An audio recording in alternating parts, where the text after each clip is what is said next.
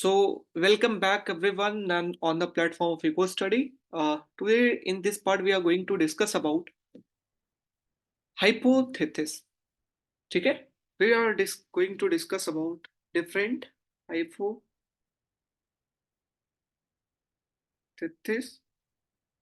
Okay, that is. तो what is hypothesis? सबसे पहला क्वेश्चन, hypothesis होता क्या? या hypothesis क्या? किस चीज का hypothesis? इकोनॉमिस्ट किस चीज का हाइपोथेसिस बताना चाह रहे हैं? तो देखिए 60 to 70% जीडीपी के अंदर जो कंट्रीब्यूशन होता है वो किसका होता है? कंजम्पशन एक्सपेंडिचर का होता है, राइट? ये कंजम्पशन एक्सपेंडिचर जो होता है वो डोमिनेट करता है जीडीपी को। ठीक, अब लोग कैसे कंजम्पशन एक्सपेंडिचर का पैटर्न क्या है ये जानने के लिए कि लोग इनकम के ऊपर उनका कंजम्पशन डिपेंड है या उनका पूरा लाइफ के इनकम के ऊपर उनका कंजम्पशन डिपेंड है या परमानेंट इनकम के ऊपर उनका कंजम्पशन डिपेंड है, तो किस चीज के ऊपर कंजम्पशन डिपेंड है, कंजम्पशन का पैटर्न जानने के लिए हमारा क्या आता है? डिफरेंट डिफरेंट हाइपोथेसिस इकोनॉमिस्ट के द्वारा दिया गया है। Getting my point? Getting my point कि सो के हाइपोथेसिस से हम क्या समझेंगे? टू अंडरस्टैंड क्यों दिया गया? The nature of consumption expenditure, the nature of consumption expenditure, हम नेचर जानना चाहते हैं कि लोग कैसे कंजम्पशन का एक्सपेंडिचर करते हैं, उनका पैटर्न क्या है, उसके जानने के लिए डिफरेंट डिफरेंट हाइपोथेसिस को लाया गया, ओके, इकोनॉमिस्ट के द्वारा। तो देखिए चार हाइपोथेसिस जो मॉडर्न कंजम्पशन की फंक्शन की बात करते हैं, मॉडर्न थ्योरीज के अंदर चार हाइपोथेसिस के बारे में पढ़ेंगे। ठीक है, पहला जो होगा उसका नाम है absolute income hypothesis, absolute income hypothesis. दूसरा जो होगा उसका नाम है रिलेटिव इनकम हाइपोथेसिस। अब देखिए एब्सोल्यूट इनकम हाइपोथेसिस किसके द्वारा दिया गया है, साथ में नामकरण भी करते जाएंगे। दिया गया है कीन्स के द्वारा। किसके द्वारा? कीन्स के द्वारा। कब दिया गया है? 1936, जब इनका बुक आया था जनरल थ्योरी ऑफ एम्प्लॉयमेंट। ठीक है, उसी टाइम 1936 में आपका कीन्स के द्वारा एब्सोल्यूट इनकम हाइपोथेसिस दिया गया। रिलेटिव इनकम हाइपोथेसिस किसके द्वारा दिया गया? डुशिन बेरी के द्वारा दिया गया। किसके द्वारा? डुशेन बेरी। कब दिया गया है? 1948 के अंदर। ओके, तो डुशिन बेरी ने क्या दिया? Relative income hypothesis. Next one is your permanent income hypothesis. Permanent income hypothesis किसके द्वारा परमानेंट इनकम हाइपोथेसिस दिया गया है? ये दिया गया है जो फ्रीडमैन, मिल्टन फ्रीडमैन थे, उन्होंने ही दिया था permanent income hypothesis. Milton Friedman हम पहले भी पढ़ चुके हैं modern quantity theory of money के अंदर। मिल्टन फ्रीडमैन, ओके, उन्होंने ही दिया permanent. So this is Friedman. कब? 1957 में। 1957। And last one is your life cycle hypothesis. Life cycle hypothesis. Okay, so life cycle hypothesis किसके द्वारा दिया गया? मोडगिनी, मोड गिलानी, मोड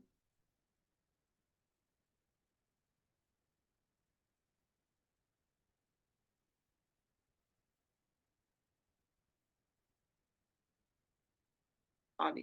कब दिया गया? 1986 के अंदर। 1986 के। Got it? तो ये चार हाइपोथेसिस है, absolute, relative, permanent and life cycle. Absolute किसके द्वारा? कीन्स के द्वारा। एकदम इस चीज को जहन के अंदर डाल ले, इससे one question one question in matching hot topic. Getting my point. Direct आपको मैचिंग करना होगा, डिफरेंट डिफरेंट हाइपोथेसिस लिख देंगे। इस बार भी पूछे हैं, हर बार पूछते हैं, चाहे नेट जेआरएफ का पेपर हो, चाहे किसी चीज का पेपर हो, एक क्वेश्चन हाइपोथेसिस के ऊपर यही आती। गेटिंग कि एब्सोल्यूट इनकम हाइपोथेसिस किसके द्वारा दिया गया है? किन्स के द्वारा। Relative Duesenberry, permanent Friedman, and last one life cycle Modigliani. Okay. और ईयर सबसे पहले किसके द्वारा? Absolute 1936, 1948, 1957 and 1986। Okay. So this is, so आपको जो क्वेश्चन अभी तक, जो क्वेश्चन का क्षमता कह सकते हैं, औकात है पूछने का, वो इतना ही औकात है पूछने का।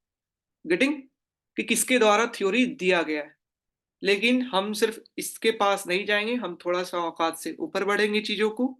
ठीक है, because we can not predict. ठीक है। सो अब हम बात करेंगे एक एक करके, what is absolute income hypothesis. Income hypothesis. Guys आज ऐसा नहीं ना लग रहा है कि बहुत स्लो है हम? आज लग रहा है ऐसा कि मैं स्लो हूं फिर से? एवरीवन, क्या मैं स्लो हूं? लग रहे हो थोड़ा। सर आज। आज लग रहा है?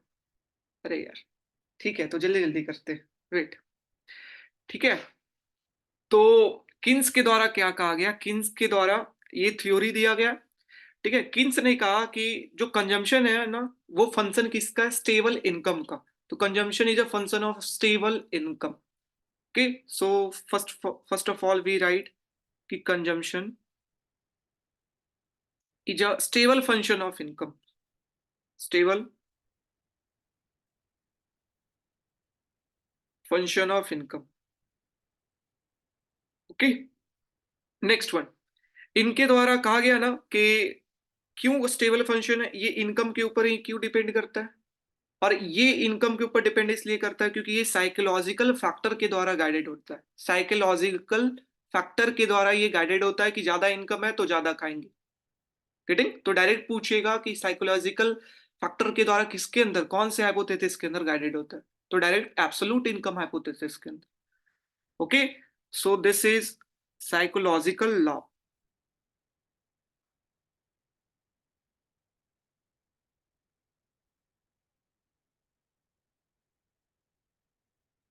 लॉ के द्वारा ये ओके गाइडेड होता है।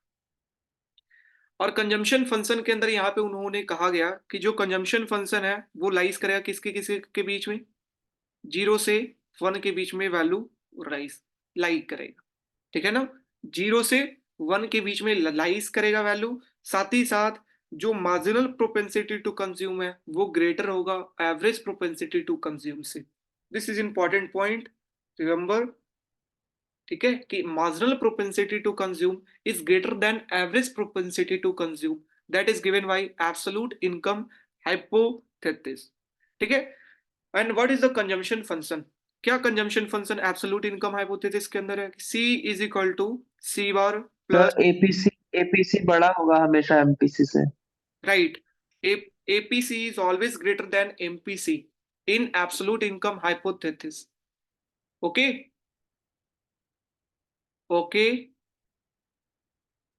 Yes sir. And this is जो कंजम्पशन फंक्शन जो कि दिया गया एब्सोल्यूट इनकम हाइपोथेसिस।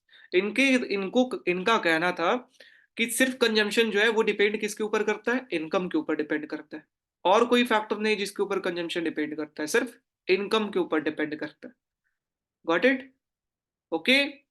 और ये स्मॉल सी क्या है? मार्जिनल प्रोपेंसिटी टू कंज्यूम है। ओके। देखिए इनके द्वारा 3 प्रोपोजिशन दिया गया है। तो proposition number 1। So first proposition है कि अगर हम एग्रीगेट इनकम को इंक्रीज करते हैं, ठीक है, तो कंजम्पशन एक्सपेंडिचर इंक्रीज होता है लेकिन कुछ प्रोपोर्शन। मतलब इनकम हम अगर इंक्रीज कर रहे हैं 100 रुपए से, तो लोग जो है इसका कंजम्पशन इंक्रीज करेंगे 50 रुपए, 30 रुपए, 20 रुपए। Getting my point? तो अगर इनकम हम इंक्रीज, एग्रीगेट इनकम इंक्रीज करें तो उसका कुछ प्रोपोर्शन में कंजम्पशन इंक्रीज हो। Getting my point? that is your proposition number 1, that is when the aggregate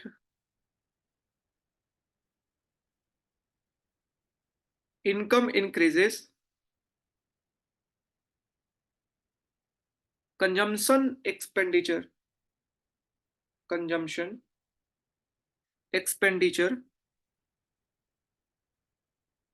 increased, but by a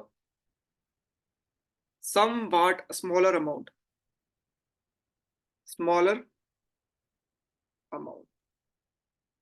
ठीक है, अगर एमपीसी का वैल्यू 1 हो जाता, मतलब कि जितना इनकम आ रहा है उतना कंजम्पशन के अंदर जा रहा है, लेकिन यहां पर अभी क्या पढ़े, एमपीसी का वैल्यू हमेशा लेस देन 1 आएगा। Got it? इसका मतलब कंजम्पशन इनकम के बराबर नहीं होगा, उससे कुछ कम होगा। इनकम जितना राइज कर रहा है उसका कुछ प्रोपोर्शन में कंजम्पशन राइज करेगा। तो दिस इज प्रोपोजिशन नंबर 1। ठीक है, next proposition number 2।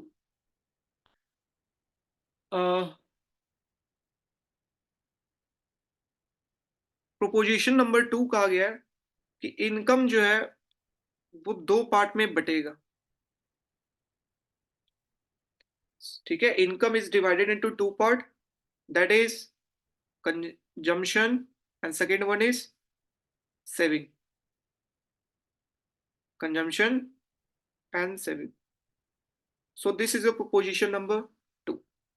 Proposition number 3.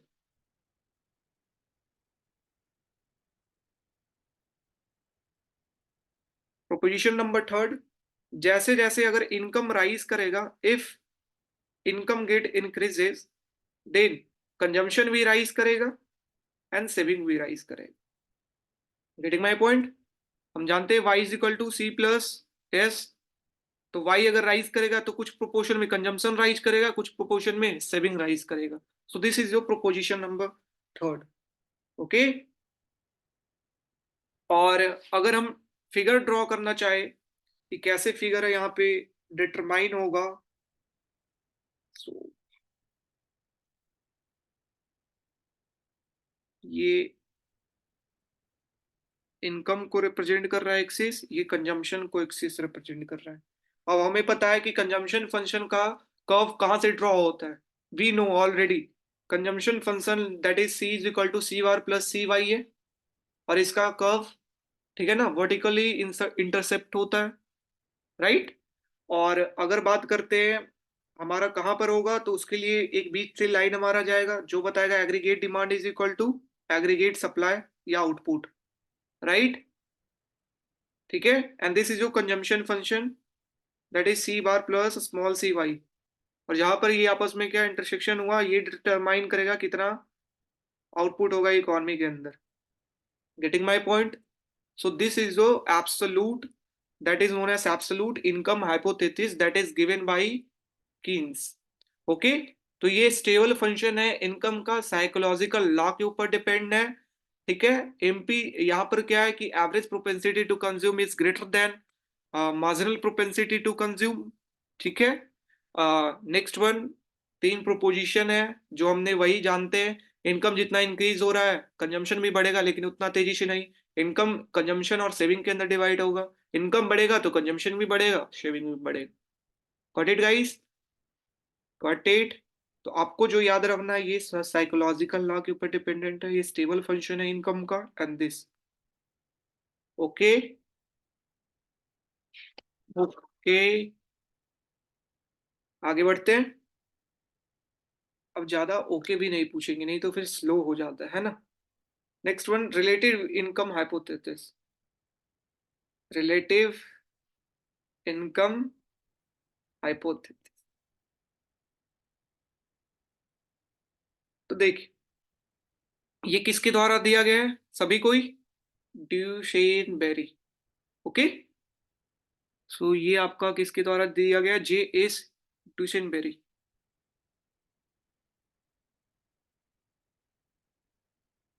ठीक है, तो इन्होंने क्या बात कहा, रिलेटिव इनकम हाइपोथेसिस का मतलब कहना है कि सिर्फ लोगों का इनकम के ऊपर कंजम्पशन डिपेंड नहीं है, इसके ऊपर भी डिपेंड है कि जो जिस सोसाइटी में लोग रह रहे हैं उनके घर के आसपास में जो घर है उसमें कितना लोग खा रहे हैं, उनका रिलेटिव जो है वो कितना खा रहा है, उसके ऊपर डिपेंड है। लाइक अगर रिलेटिव ज्यादा खा रहा है तो लोगों को रहेगा वो ज्यादा खा रहा है, मैं भी ज्यादा खाऊं, मैं भी वो चीज खाऊं।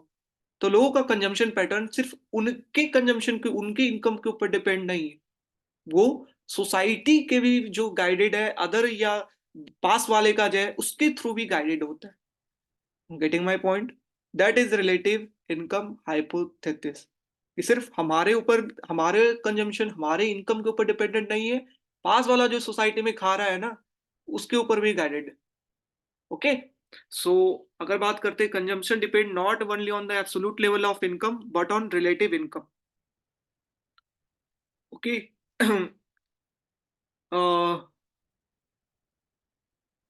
यहां पर लिख सकते हैं डिशनबेरी ने क्या कहा कि consumption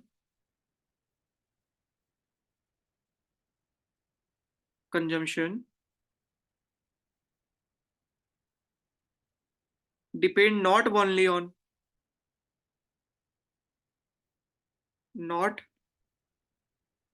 on the absolute level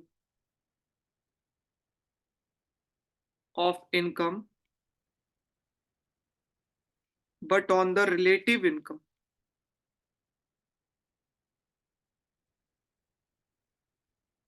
Relative income means income relative to the income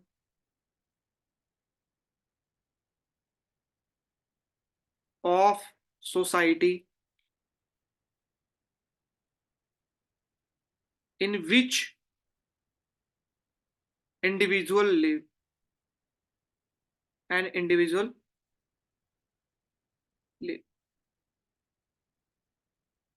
Okay, so this hypothesis, ये क्या बोलता है hypothesis? That is the present consumption of families. This hypothesis states that the present consumption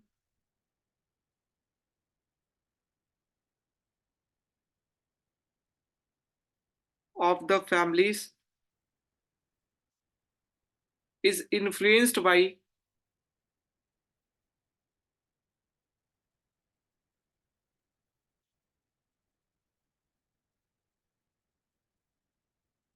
is influenced not just by, not just by current income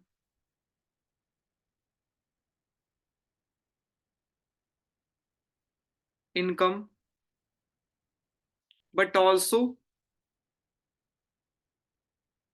by the level of past peak income, by also by level of past peak income.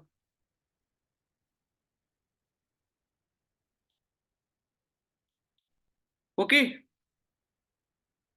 uh, so last point, कि people to imitate or emulate the consumption standard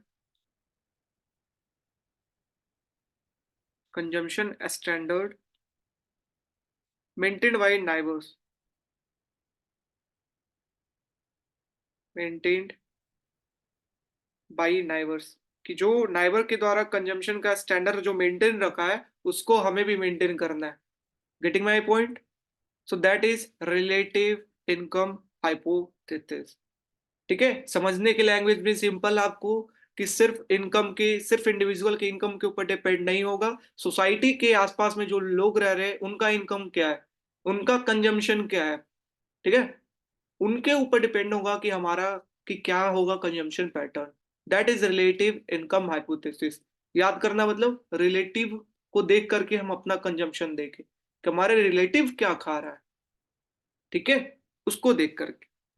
अगर figure की बात करते हैं तो इनका कहना था कि शॉर्ट रन के अंदर जो किन्स ने कहा था कि marginal propensity to consume is less than average propensity to consume. तो इनका कहना था ये चीज होगा किसके अंदर, शॉर्ट रन के अंदर, शॉर्ट रन के अंदर ये होगा। But in long run marginal propensity to consume is equal to average propensity to consume. Getting? So long run के अंदर क्या होता है, MPC is equal to APC होगा। आपसे डायरेक्ट क्वेश्चन पूछेगा इन लॉन्ग रन, बताइए क्या बोला गया रिलेटिव इनकम हाइपोथेसिस के द्वारा। तो MPC is equal to APC. Getting? Long run के अंदर ये क्या होता है, प्रोपोर्शनल होता है, प्रोपोर्शनल। शॉर्ट रन के अंदर क्या होता है, non proportional, non proportional. Okay guys, ठीक है। अब अगर बात करते हैं कि कैसा हमारा कर्व इसके अंदर बनेगा,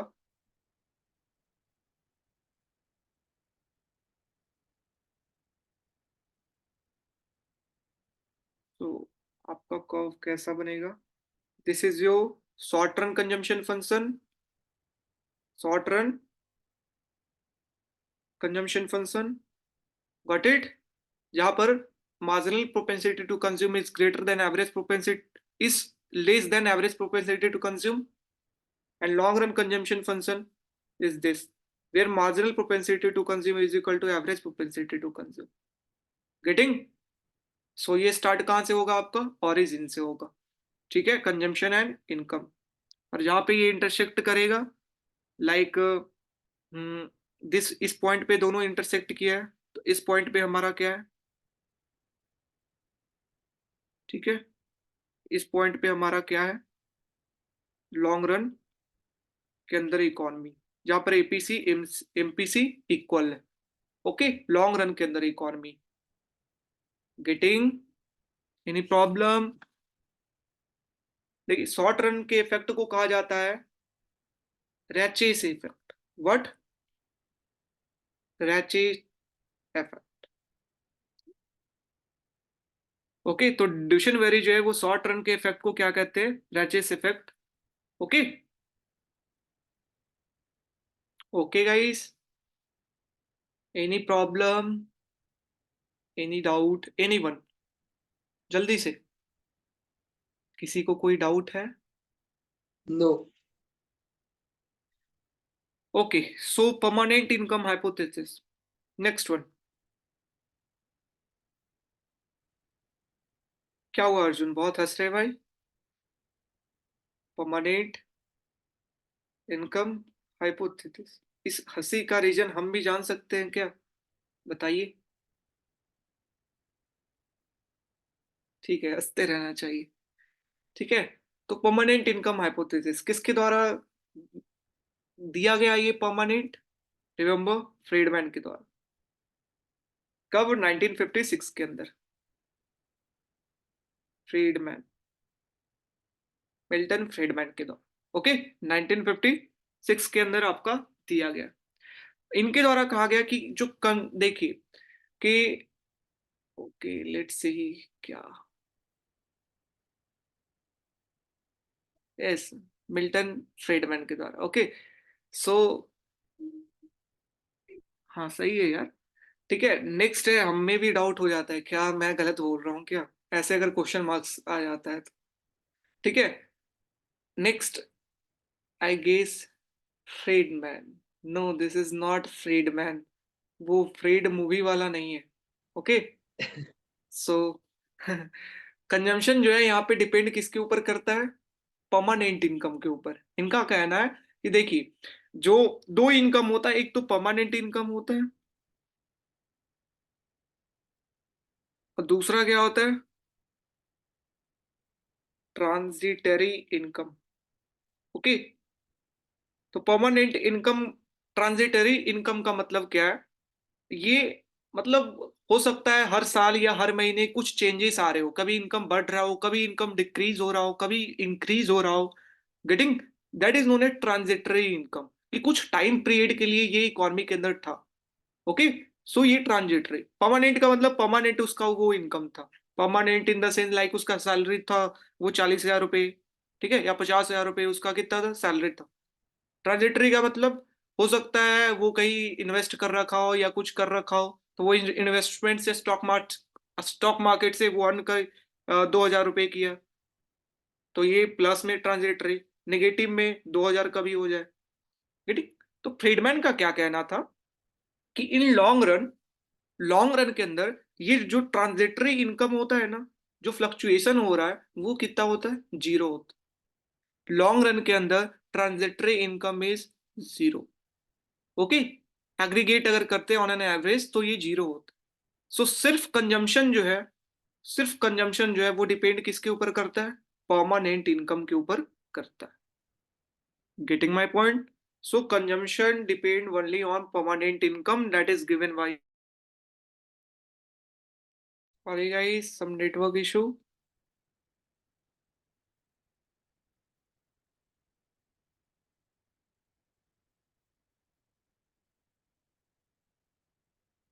Wait a second.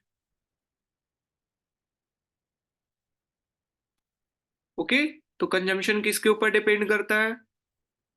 Permanent income के ऊपर करता है. ठीक है. सो हम एक पॉइंट लिख सकते हैं यहाँ पर कि अस्टेबल, कि इनके द्वारा क्या शो किया गया? Stable permanent relationship between permanent relationship between.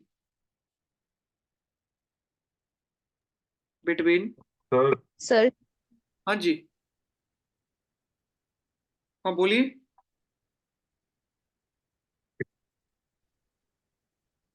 Sir screen is not visible.